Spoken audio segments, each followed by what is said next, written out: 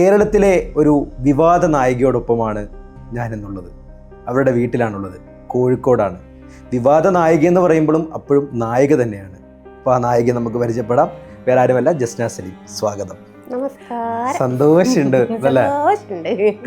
ആരായിരുന്നു, എന്തായിരുന്നു അവരുടെ പഠനകാലം, കുട്ടിക്കാലം, എങ്ങനെ ഈ ഒരു മേഖലയിലേക്ക് വന്നു, ഈ ചിത്രരചന എവിടെ നിന്ന് തുടങ്ങി? ഞാൻ താമരശ്ശേരി പൂനൂര് എന്ന് പറയുന്ന ഒരു സ്ഥലത്താണ്. ഏകദേശം കുട്ടി മലപ്പുറം എന്ന് തന്നെ പറയാം. നല്ല ഓർത്തഡോക്സ്, പക്ക ഓർത്തഡോക്സ് ഫാമിലി ആയിരുന്നു. പക്ക ഓർത്തഡോക്സ് ഫാമിലി. അപ്പം ഭയങ്കരമായിട്ടുള്ളൊരു വിശ്വാസിയായിരുന്നു ഞാൻ, ശ്രീമത വിശ്വാസി.